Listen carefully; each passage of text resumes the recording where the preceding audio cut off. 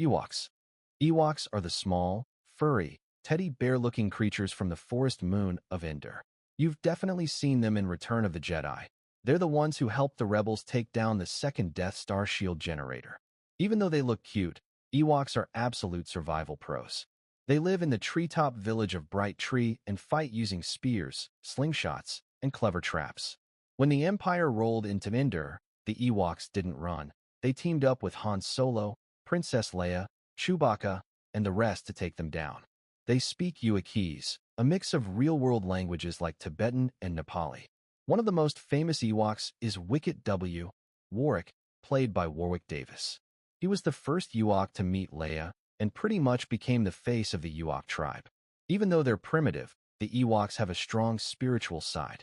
They believe in forest spirits and have their own rituals and celebrations, like the victory celebration we see after the Death Star explodes. In canon, Ewoks even star in their own animated series and two made-for-TV movies, Caravan of Courage and The Battle for Endor. While those are a bit more offbeat, they still show how brave and resourceful the Ewoks can be. Despite not having blasters or tech, they held their own against the Empire, which says a lot. They're a perfect example of how being underestimated can be your biggest advantage in the Star Wars galaxy. Yuzzums. Yuzzums are tall, lanky, and kinda goofy-looking creatures that live on Endor.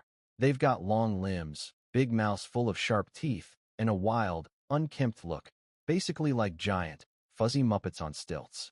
You might remember a yuzzum named Joe Yowza from the special edition of Return of the Jedi. He's the one singing with Sy Snoodles in Jabba's palace. Yeah, that CGI guy belting out Jedi rocks. That's a yuzzum. In the wild, yuzzums roam the plains and open spaces of Endor. Unlike Ewoks or Duloks, they're not as tribal or structured. They're more nomadic and do their own thing.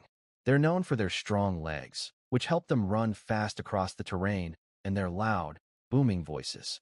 In fact, in some lore, yuzzums are seen as natural performers or storytellers, using their voices to entertain or communicate over long distances.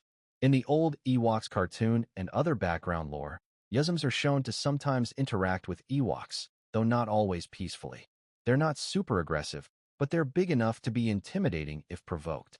Despite their size, they're not all that dangerous, just weird, loud, and unpredictable. They've got a native language, but some of them can speak basic, especially if they've had contact with off-worlders. Joe Yowza is the best-known yuzzum in canon, and while his role is small, he helped make the species stand out. Basically, yuzzums are the chaotic, neutral weirdos of Endor, fun, loud, and totally unforgettable. Duloks. Duloks are the swamp-dwelling, green-skinned cousins of the Ewoks, and they're basically the opposite in personality. While Ewoks are brave and loyal, Duloks are slimy, sneaky, and usually up to no good. You'll mostly see them in the Ewoks animated series, where they're always trying, and failing, to mess with the Ewoks or steal something useful. They live in the boggy parts of Endor, far from the Ewok villages, in a place called the Dulok Swamp. These guys are taller and thinner than Ewoks, with long ears, scruffy fur, and a permanent grumpy look. Their leader is King Gornish, a loudmouth tyrant who thinks he's way more clever than he actually is. His second-in-command is Umwak, the shaman who's into all kinds of dark rituals and weird spells. But no matter how many plans they come up with, the Duloks always get outsmarted, usually by Wicket and the other Ewok kids. Even though they aren't in the main Star Wars films, the Duloks are canon thanks to the Ewok series being part of the Lucasfilm Story Group's official timeline. They give a cool look at the wider ecosystem of Endor and show that not everything cute and furry on that moon is friendly. Think of them like the Team Rocket of Endor. They keep coming back, always scheming, and always losing. But hey, they add a bit of chaos and comedy to Ewok life, which honestly makes the forest moon even more fun to explore. Goraks. Goraks are massive, terrifying giants that live in the dark, rocky mountains of Endor. We're talking about creatures that can be over 20 meters tall. Yeah, taller than an AT-ST. These things are the stuff of nightmares. You'll see one in Caravan of Courage, in Ewok Adventure, where a Goraks kidnaps Sindel and Mace Tawani's parents, forcing the Ewoks and the kids to go on a rescue mission. Goraks have long limbs, grayish skin, and scruffy hair.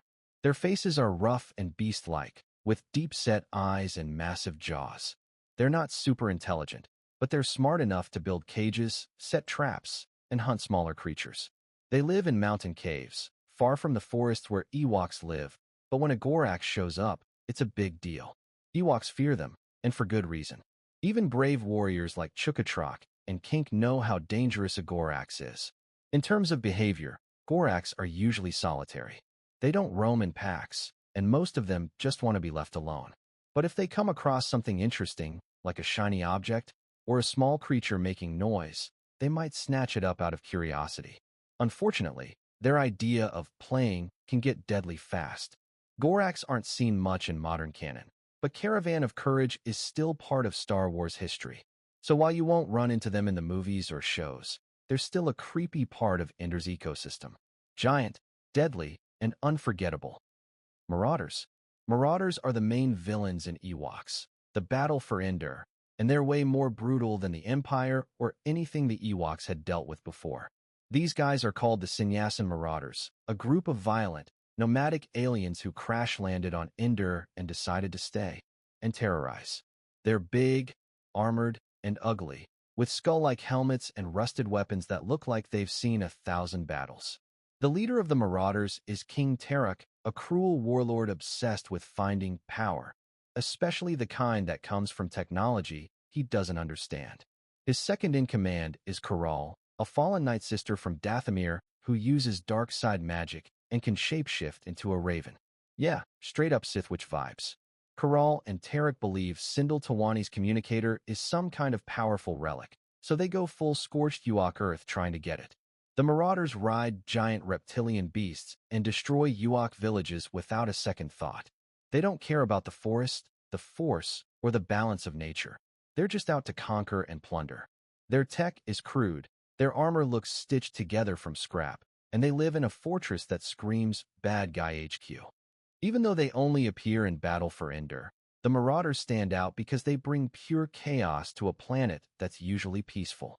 They show that Endor isn't just home to fuzzy creatures and forest spirits. It's also a place where ruthless invaders can crash the party. Teek. Teek is a hyperactive, white-furred creature from Ewoks, the Battle for Endor, and while he looks like he's had way too much CAF, he's actually one of the friendliest beings on the moon. Teek is small, with big ears, scruffy white fur, and lightning-fast speed. Like, blink and he's gone fast. He's not part of any tribe, but he plays a huge role in helping Sindel Tawani and Noah Brickwollen survive after the Marauders attack their home. Teek lives in the woods and acts a bit like a mischievous forest spirit. He steals food, messes with gear, and then laughs it off with his weird little giggle. But under all that chaos, he's a total softie.